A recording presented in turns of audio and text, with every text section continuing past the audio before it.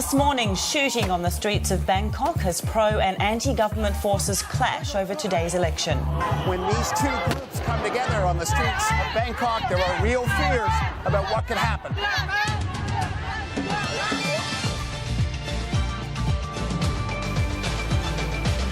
Also on Weekend Breakfast, the Ring of Fire. Volcanic eruptions kill 14 people on the Indonesian island of Sumatra. A teenager fights for his life after being shot while walking along a North Melbourne street.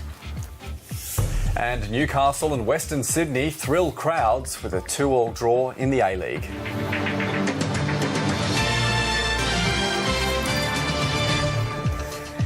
Good morning, it's Sunday the 2nd of February. I'm Kumi Taguchi. And I'm Richard Davies. It's great to have your company. Also coming up on the program this morning, producing the Chinese New Year Parade.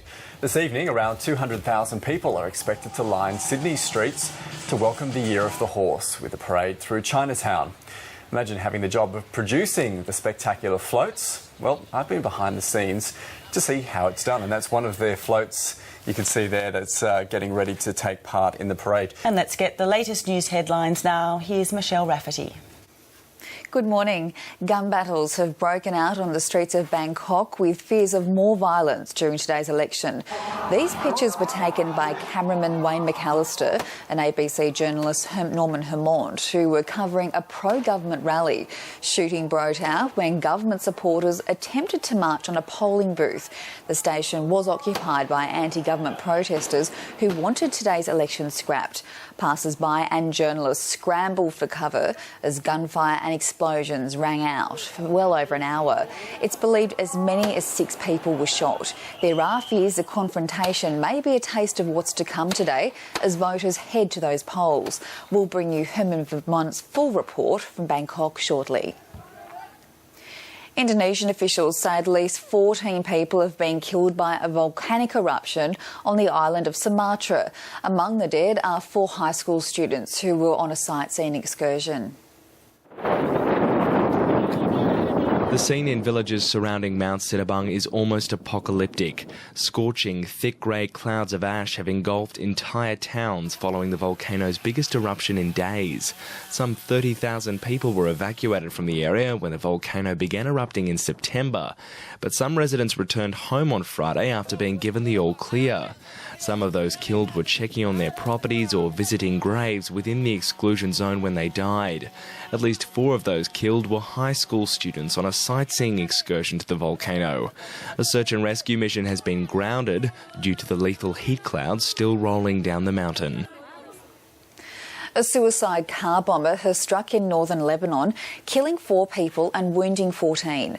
The blast happened next to a petrol station in the town of Herman, raising new fears Syria's civil war is spilling over the border. The scene is in an area populated mainly by Shiite Muslims, among who Hezbollah draws its support.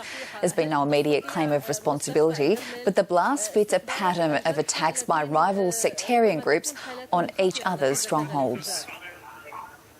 The Syrian government and opposition are set to sit down at the negotiating table once again in 10 days' time. The first round wrapped up on Friday without any significant breakthrough.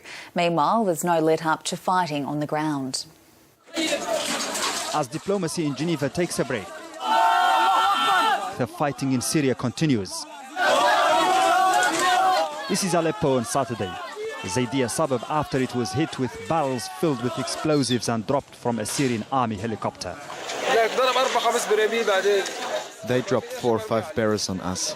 I was in the house with my family. I'm just back from the hospital. My mom is right here, still under the rubble. Dead. In pieces. Attacks have also intensified across the country, killing up to 60 people on Friday. Government forces targeted opposition strongholds in several areas. Explosive barrels seem to be the weapon of choice now for the Syrian army. In Daraya, south of Damascus, a barrel fell right in front of activists' cameras.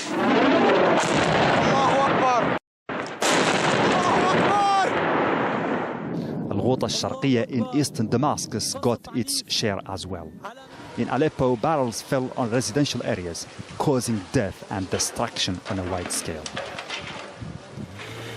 Air raids also targeted the northern suburbs of Hama and hit the city of Morik, causing civilians to flee from the town. The rebels, for their part, say they've made gains on the ground in several areas. In the Golan Heights, the Free Syrian Army says it has advanced on government posts, expelling Assad troops and capturing heavy weaponry. The rebel fighter group Ahrar al-Sham used tanks to stop government forces from advancing into areas out of Damascus control. And in this video, the Al-Qaeda-linked Islamic State in Syria and the Levant says it has taken control of several government army checkpoints north of Aleppo. But after more than 2 years of hit and run between the warring sides, it's clear there is no likely winner in this war. And after the long days of talks in Geneva, here in Syria, the sound of war is still much louder than the calls for peace. A man's been stabbed to death at Mermaid Beach on the Gold Coast last night. Police went to a block of units at around 10:30 after reports of a violent disturbance. Ambulance officers tried to revive a man suffering from stab wounds, but he died at the scene. Police have arrested one man and he's expected to be charged. A man is fighting for his life after a drive-by shooting in Melbourne. Police say the 19-year-old victim was walking along a road at Thomastown in the city's north overnight when a shot was fired from a passing vehicle. The man was taken to hospital where he remains in a critical condition, and police are appealing for any witnesses to come forward. And still in Melbourne, a man's in a critical condition after a street fight in the city's inner south.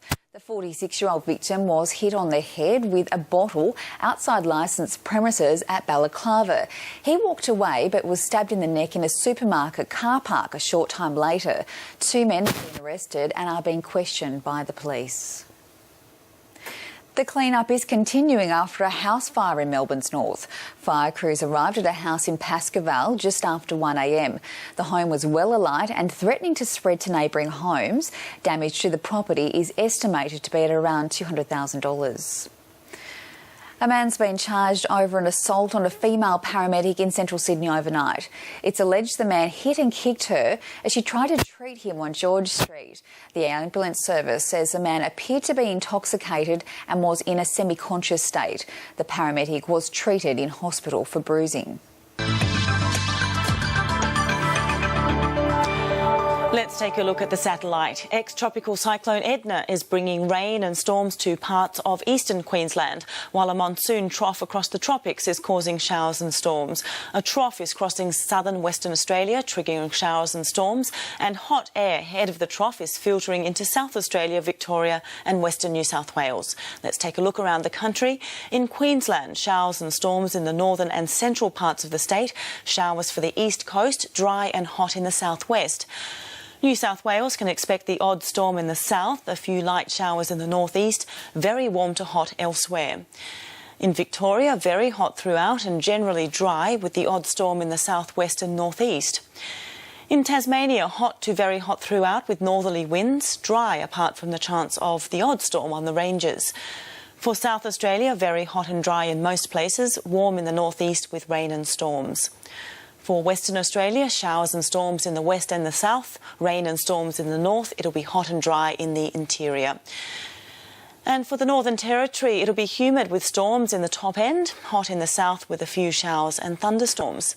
And looking ahead to tomorrow's forecast for the capital cities, a possible shower for Brisbane, increasing sunshine in Sydney, sunny in Canberra and Perth, mostly sunny in Melbourne, a windy day in Adelaide and some thunderstorms for Darwin.